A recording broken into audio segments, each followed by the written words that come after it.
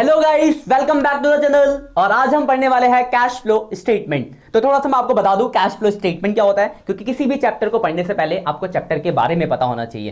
Cash flow statement मतलब वो statement जो बिजनेस में आए हुए पैसे को आना और जाना दिखाता है। कैश फ्लो स्टेटमेंट कोई स्टेटमेंट जो बिजनेस में कितना पैसा आया और कितना पैसा गया, इस चीज को रिकॉर्ड को मेंटेन करता है, that is cash flow statement.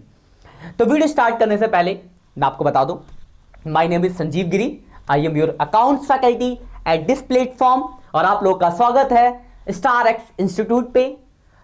तो लेट्स स्टार्ट द वीडियोस, करते हैं स्टार्ट और पढ़ते हैं और आएगा आपको मजा। कैश फ्लो स्टेटमेंट मीनिंग की बात की जाती है। तो देखो कैश फ्लो स्टेटमेंट की मीनिंग क्या है, तो जो बात मैंने आपको बताई है वही मीनिंग है। देखो मीनिंग पीछे पढ़ो, पढ़ लो आप एक मिनट फिर देखते हैं। तो देखो क्या लिखा है, cash flow statement is a statement showing inflow and outflow of cash during a particular period. मतलब एक साल के अंदर, एक पार्टिकुलर पीरियड के अंदर कितना पैसा आया और कितना पैसा गया, इसके रिकॉर्ड को शो करना, मेंटेन करना, दिखाना, that is cash flow statement. तो एक वर्ड आया inflow and outflow.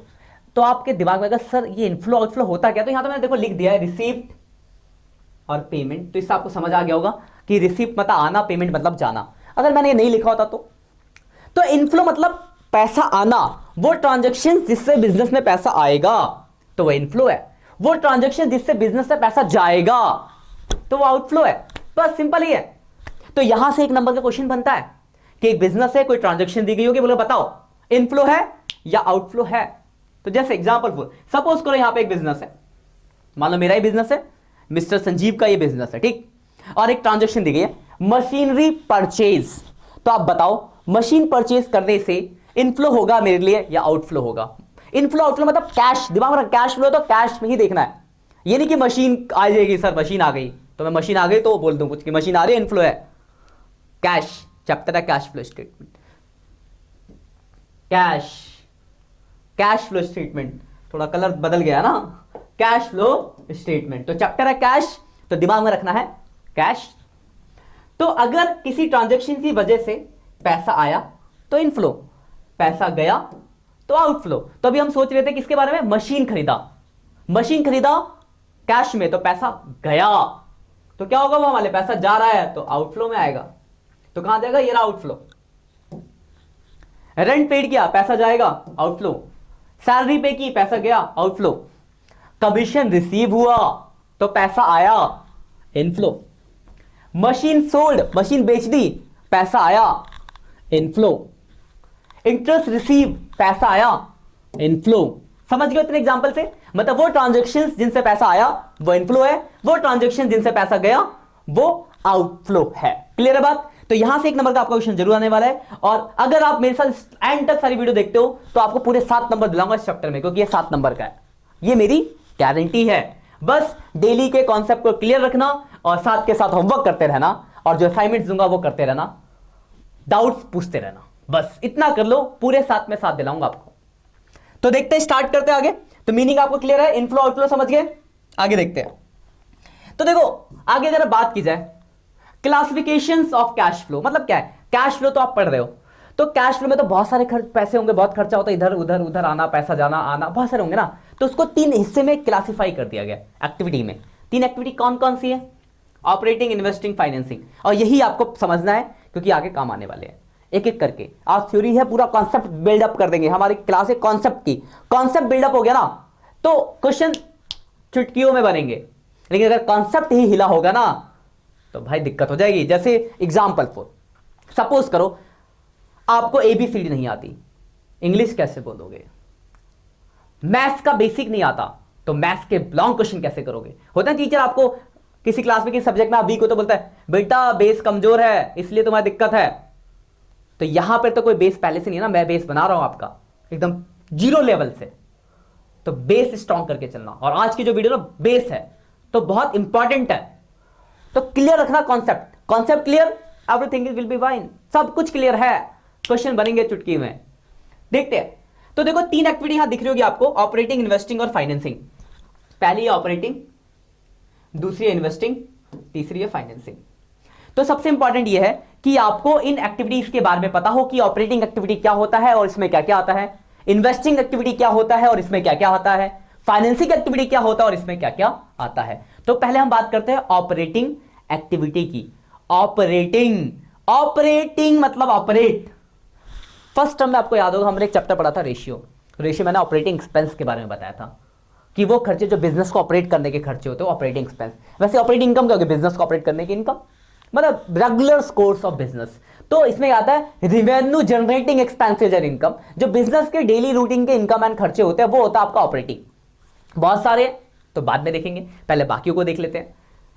Investing, investing, investing दिमाग में आता है इन्वेस्टमेंट। इन्वेस्टिंग, इन्वेस्टमेंट, इन्वेस्टमेंट मतलब कुछ ना कुछ तो खरीदा होगा भैया, पैसा है जेब में जाके मैंने गोल्ड खरीद लिया, इन्वेस्टमेंट है।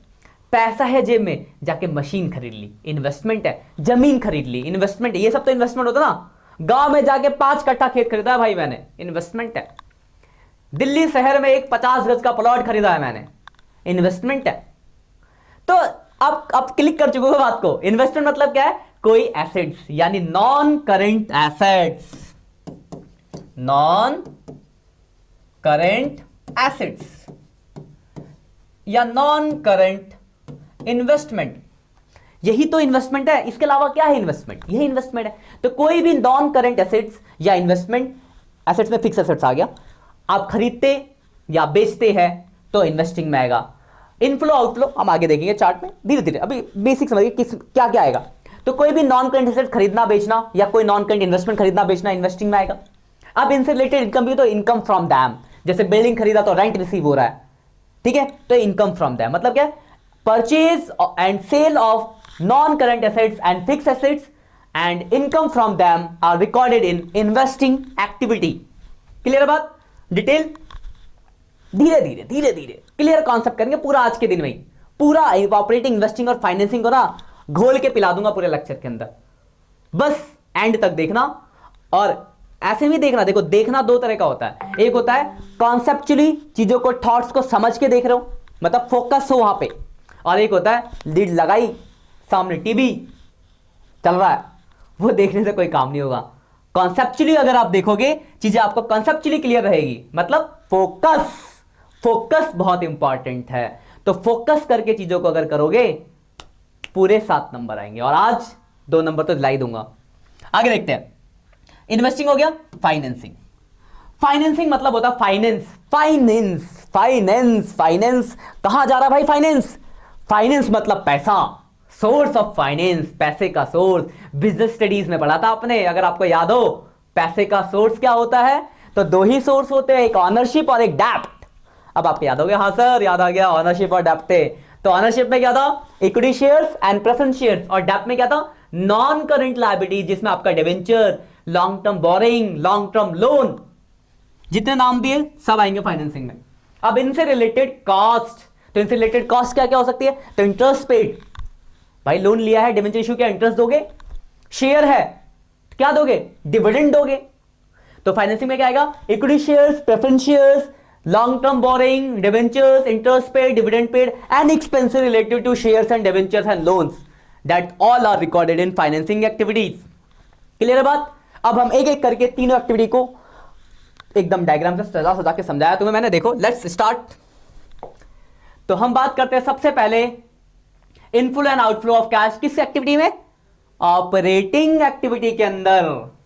इनफ्लो जानते हो पैसा आना, आउटफ्लो यानी पैसा जाना। बड़ी मेहनत करके बनाई है तुम्हारे लिए पीपीटी, जबरदस्त की चीजें हो जाए तुम्हें एकदम खतरनाक,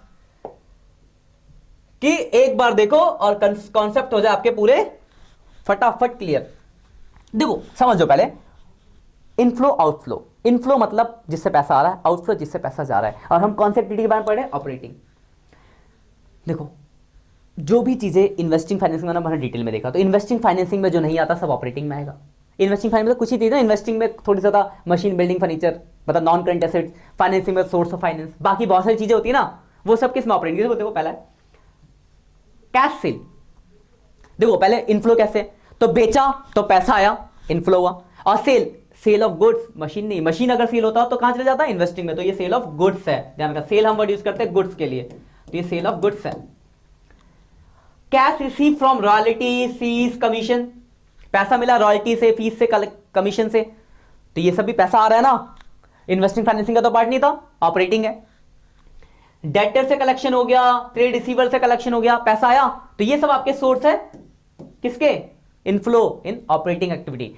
ऐसे नहीं कि सिर्फ इतने ही है, जस्ट एग्जांपल के मैंने समझाया जो इंपॉर्टेंट पूछे जाते हैं एक नंबर के क्वेश्चन यहां से। तो ये हो गया इनफ्लो के सोर्स। अब बात करते हैं आउटफ्लो, तो जिससे पैसा जा रहा होगा, तो जाने वाला देखो इधर है outflow of cash, cash purchase, तो ये भी परचेज किसको डोनेट करता है, गुड्स को। इनसे पैसा आएगा, इनसे पैसा बाहर जाएगा, तो आउटफ्लो। तो पहला क्या है इसमें, कैश परचेज। दूसरा देखो क्या लिखा है, पेड किया किसको, क्रेडिटर को और ट्रेड पेबल को, पेमेंट करी, पैसा गया, आउटफ्लो। पेमेंट है देखो ऑपरेटिंग एक्सपेंस आगे ना, operating expense, wages, salary expense, selling expense, administration expense, सब इसके अंदर है, कुछ नाम मैंने यहां लिख रखे। उसके बाद है payment of income tax, income tax की पेमेंट करी। तो ये सब वो खर्चे मैंने कुछ एग्जांपल दिए जो इनफ्लो एंड आउटफ्लो है कौन सी एक्टिविटी में, ऑपरेटिंग में। एक बहुत इंपॉर्टेंट स्लाइड आएगी इसके बाद, नोटिस कर लेना बात को, एक नंबर दिलाता है पूरा। तो देखो क्या बोलने वाला हूं मैं, तो देखो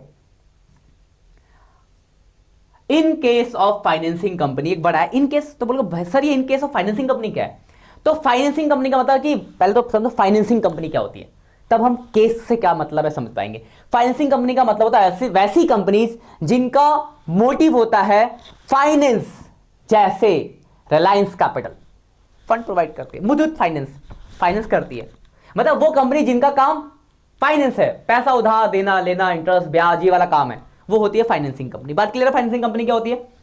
अब ये दिमाग में रखना, इनफ्लो आउटफ्लो, अब कुछ नाम दे रहा हूं मैं, बाबू ध्यान से समझो बात क्या करने वाला हूं मैं बच्चों, बहुत इंपॉर्टेंट बात है ये, अगर बात क्लियर रही समझ जाओगे चीज को।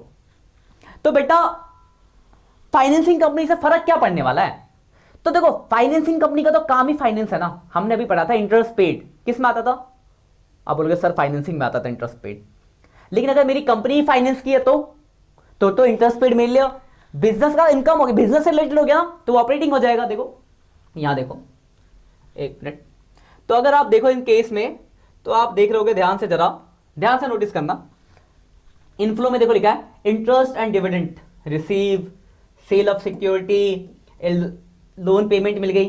तो अगर आप ध्यान से देखो इंटरेस्ट और डिविडेंड रिसीव मैंने आपको बताया था किसके अंदर, इन्वेस्टिंग के अंदर, पर फाइनेंसिंग कंपनी के केस में किसके अंदर आ जाता है, ऑपरेटिंग के अंदर। ध्यान रखना कभी आपका एक नंबर का क्वेश्चन आएगा ऑपरेटिंग, इन्वेस्टिंग या फाइनेंसिंग, दो नंबर, एक तो था वो इनफ्लो आउटफ्लो, दूसरा पूछेगा कि ऑपरेटिंग का पार्ट है, इन्वेस्टिंग का पार्ट है, फाइनेंसिंग का।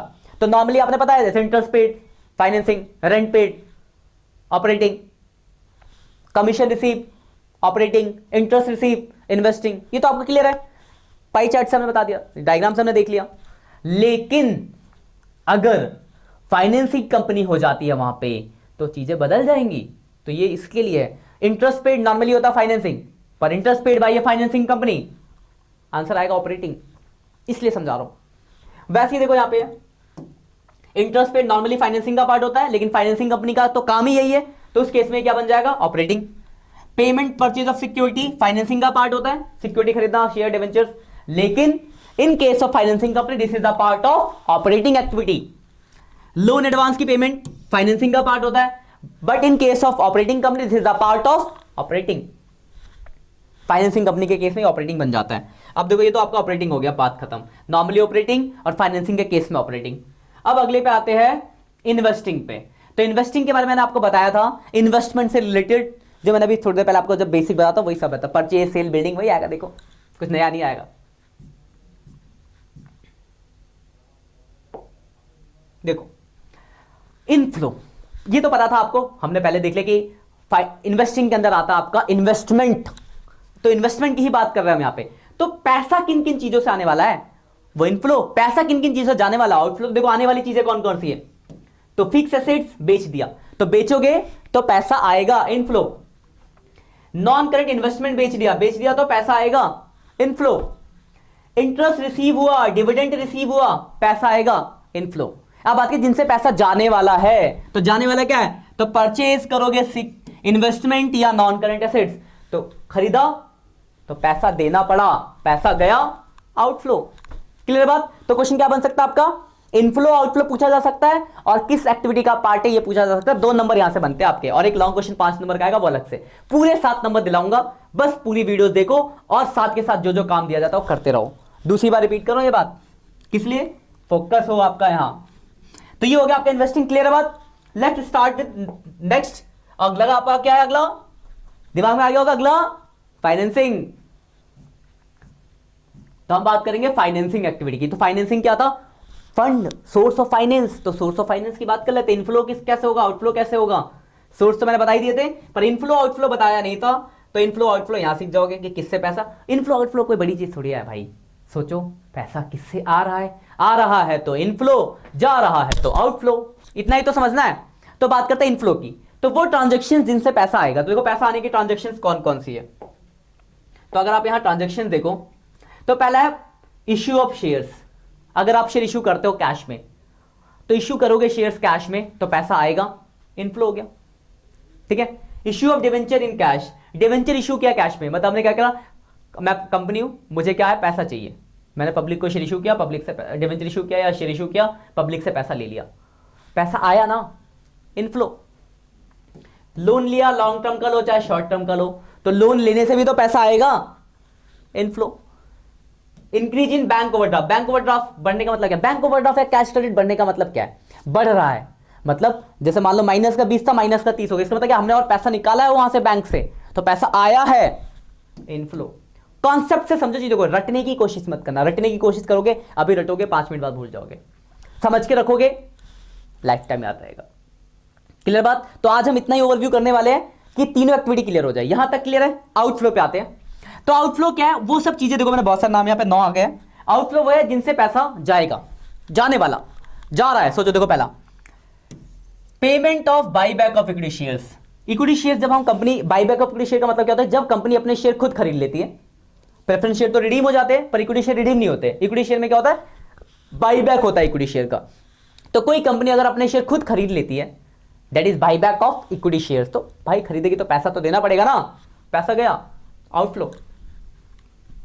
देखो आगे ना रिडम्पशन ऑफ प्रॉफिट, देखो इसमें रिडम्पशन में यहां पे बाईबैक यूज किया गया, क्यों, क्योंकि इक्विटी शेयर रिडीम नहीं होता, बाईबैक होता है, इसलिए बाईबैक। यार यहां भी क्वेश्चन चीजें गलती करते बच्चे, यहां लिख देते रिडीम ऑफ इक्विटी शेयर। ओ बाबू कहां से रिडीम हो गया, इक्विटी शेयर रिडीम ही नहीं होता, इक्विटी शेयर बाईबैक होता है। कॉन्सेप्ट की गलती, इस चीज को क्लियर रखो। छोटी छोटी बारीकी की चीजें होती है जहां पे बच्चे मिस करते हैं। रिडम्पशन और बाईबैक में डिफरेंस है। रिडम्पशन मतलब टाइम क्या है, प्रेफरेंस शेयर है, प्रेफरेंस शेयर का क्या है कि 20 साल बाद रिडीम हो जाएंगे। रिडीम मतलब पेमेंट कर दो, शेयर प्रेफरेंस शेयर खत्म। इक्विटी शेयर भी रिडीम नहीं होते भाई, बाईबैक होंगे, कंपनी खरीद सकते, ऑफर कर सकती है आपको शेयर होल्डर को कि हम अपने आपके शेयर इतने में खरीद लेंगे, वो एग्री होंगे तो बेचेंगे, तो buyback of equity share company खरीद सकती है। रिडीम वाला कोई सीन नहीं है।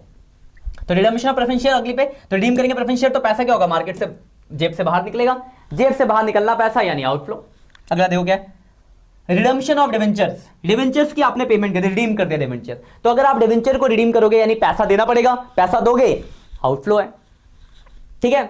अगला रीपेमेंट ऑफ लोन, चाहे लॉन्ग टर्म हो चाहे शॉर्ट टर्म। देखो लोन ले रहे थे, आया पैसा, इनफ्लो। चुकाना भी तो पड़ेगा, तो जब चुकाओगे तो पैसा जेब से जाएगा भी तो, और जब जाएगा आउटफ्लो हो जाएगा, आउटफ्लो है। अगला इंटरिम डिविडेंड पे किया और प्रपोज डिविडेंड पे किया। तो यहां 2 वर्ड दिख रहे आपको, interim dividend and propose dividend. तो बच्चा आपके दिमाग में क्वेश्चन आया होगा कि सर ये इंटरिम डिविडेंड और प्रपोज डिविडेंड क्या है और इसको अलग अलग क्यों लिखा गया है। तो समझ लो, इसको भी पूछने वाले क्वेश्चन है आपके जो होंगे, क्या कहते हैं, प्रैक्टिकल्स, उसमें पूछे जाते हैं यहां से क्वेश्चन। जो मैं थ्योरी पढ़ा ना आज की क्लास, यही 2 नंबर के काम नहीं है, प्रैक्टिकल में भी काम आएगा, यहां से पूछे जाएंगे, यहीं से डेप्थ ऑफ क्वेश्चन सही है। आपने बोल दिया redemption of equity shares, is this statement is true, no, false. भाई इक्विटी शेयर रिडीम नहीं होते बाबू, इक्विटी शेयर हो जाते हैं बाईबैक। तो आप लोग नहीं मैडम या नहीं सर, बाईबैक होता है इक्विटी शेयर, रिडीम नहीं होता। ऐसे ये भी ऐसा क्वेश्चन बन सकते हैं बहुत सारे, तो मैंने एग्जांपल दिया जैसे, ठीक है। तो कॉन्सेप्ट अच्छे से क्लियर रखो। अगला तो हम थे इंटरिम डिविडेंड और प्रपोज डिविडेंड पे। तो बात आती है कि इंटरिम डिविडेंड क्या है और प्रपोज डिविडेंड क्या है। प्रपोज डिविडेंड का देखो, पहले डिविडेंड का कॉन्सेप्ट समझो, और पहले डिविडेंड का कॉन्सेप्ट समझने से पहले डिविडेंड समझो। वैसे बहुत बच्चों को पता होगा, फिर भी मेरा काम है एकदम टॉप स्टार्टिंग से, मतलब पहली सीट से को ऊपर तक पहुंचाना है, तो समझते। तो व्हाट इज डिविडेंड। तो डिविडेंड क्या होता है? तो डिविडेंड की अगर डेफिनेशन की बात की जाए तो part of profit which is distributed between share holders is called dividend. Share holder कौन होते हैं भाई? मुझे तो पता नहीं शेयर होल्डर कौन है। तो जो कंपनी के शेयर खरीदते हैं वो शेयर होल्डर है, और कंपनी जो प्रॉफिट उनके बीच में बांटती है वो डिविडेंड है। तो अब डिविडेंड क्लियर हो गया। तो डिविडेंड का जो प्रोसेस होता है क्या होता है कि जैसे इस साल प्रॉफिट हुआ, प्रॉफिट एंड पे पता चला, फिर इस प्रॉफिट को कंपनी अगले साल में क्या करेगी, इस साल खत्म हुआ था तब तो प्रॉफिट होगा, फिर बांटेगी, तो डिविडेंड डिस्ट्रीब्यूट होगा, दैट इज प्रपोज डिविडेंड। तो ये किस साल का होता है? Previous year. तो यहां पे लिखा भी है प्रीवियस ईयर। लेकिन कभी कभी कंपनी कहती है साल के बीच में जब ज्यादा प्रॉफिट होता है, मतलब जो भी रीजन हो, ज्यादा प्रॉफिट वैसे बेसिकली होता है, तो कंपनी कहती है बीच में डिविडेंड डिक्लेयर करती है, इस साल बीच में 6 महीने बाद अब इतना % डिविडेंड दे रहे हैं। तो during the year, current year में अगर कंपनी कोई डिविडेंड डिस्ट्रीब्यूट करती है that is interim dividend. Clear है? प्रपोज डिविडेंड, इंटरिम डिविडेंड, तो दो तरह के डिविडेंड हो जाएंगे भाई। कोई सा भी डिविडेंड हो, पैसा तो जाएगा ना, जेब से देगी कंपनी तो जाएगा आउटफ्लो। अगला, payment of interest on long term and short term loan. आगे ना, चाहे लॉन्ग टर्म हो चाहे शॉर्ट टर्म, पेमेंट इंटरेस्ट, देखो चाहे आप लॉन्ग टर्म के लिए लोन लो चाहे शॉर्ट टर्म के लिए, ब्याज तो बाबू देना ही पड़ेगा आपको। तो जब आप ब्याज दोगे तो पैसा तो आपकी जेब से जाएगा बेटा, तो पैसा जाएगा आउटफ्लो। क्लियर है बात? अगले पे आते हैं, payment of interest on bank overdraft. अब बैंक ओवरड्राफ्ट नेगेटिव कर दोगे बैंक का बैलेंस तो बैंक चार्ज नहीं काटेगा क्या? ब्याज लेगा ना अपना, तो वो भी तो पैसा गया जेब से, तो गया outflow. Payment of preliminary expense including share, देखो बता था शेयर से रिलेटेड कोई भी खर्चा, तो खर्चा होगा तो पैसा जाएगा आउटफ्लो। अगले का decrease in balance of bank overdraft. Bank overdraft का बैलेंस कम हो गया, आप बोलोगे कि इससे पैसा कैसे जा रहा है? तो देखो मेरा ओवरड्राफ्ट लिमिट था 50, मैंने माइनस में कर रखा था, 30 पेमेंट कर दिया तो 20 माइनस में चला गया, यानी क्या हो रहा है, घट रहा है ना, घटने का मतलब हम पैसा दे रहे हैं, तो आउटफ्लो का पार्ट है।